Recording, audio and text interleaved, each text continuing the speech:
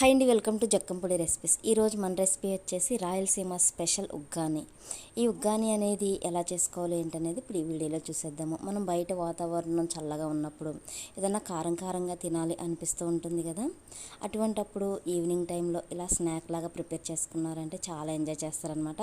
ఇప్పుడు ఈ ఉగ్గానికి కావాల్సిన ఇంగ్రీడియంట్స్ ఎలా చేసుకోవాలి ఏంటనేది ఇప్పుడు మీకు ఈ వీడియోలో చూపిస్తాను.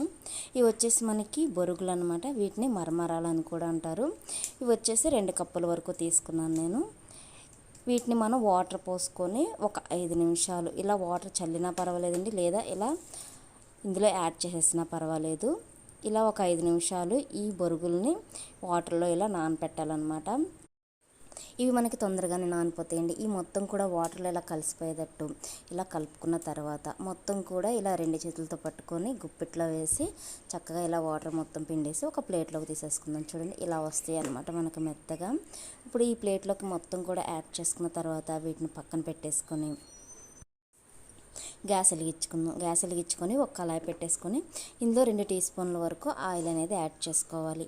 ఈ ఉగ్గానికి కావాల్సినవి ఏంటంటే ఒక టమాటా తీసుకొని చిన్న చిన్న పీసుల కింద కట్ చేసుకున్నానండి. అలాగే చిన్న అల్లం ముక్క, అలాగే ఒక పచ్చిమిర్చి తీసుకొని ఇదిగోండి ఇలా సన్నగా సాఫ్ చేసుకున్నాను అనమాట.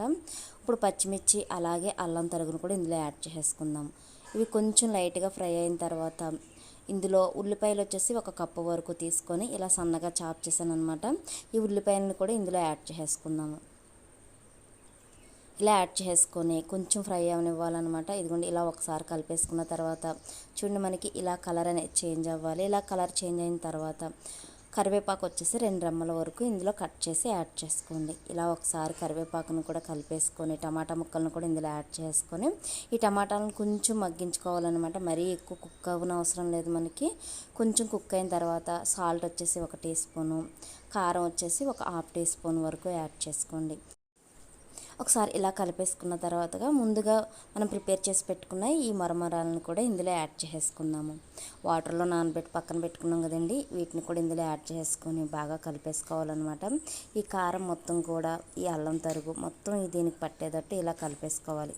ఇలా కలిపేసుకున్న తర్వాత గ్యాస్ ఆఫ్ చేసేసి ఒక బౌల్లో సర్వ్ చేసుకుంటే మనకి రాయలసీమ స్పెషల్ ఉగ్గాని రెడీ అయిపోయినట్లే. ఇవి మొత్తం చల్లారిపోయిన తర్వాత ఒక 1/2 పీస్ వరకు లెమన్ తీసుకొని ఇలా ఇందులో యాడ్ చేసుకోండి.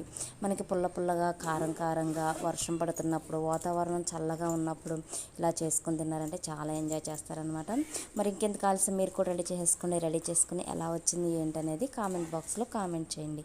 అలాగే మీకు కనుక నా వీడియో నచ్చినట్లయితే లైక్ చేయండి, షేర్ చేయండి, నా ఛానల్ని సబ్స్క్రైబ్ చేయండి. కొత్తవారు ఎవరైనా చూస్తున్నట్లయితే బెల్ ఐకాన్ ప్రెస్ చేసి అందులో ఆల్ అనే బటన్ ఉంటుంది. ఆ బటన్ ప్రెస్ చేసినట్లయితే నా నోటిఫికేషన్స్ అన్నీ కూడా మీరు చూడొచ్చు. Thank you for watching.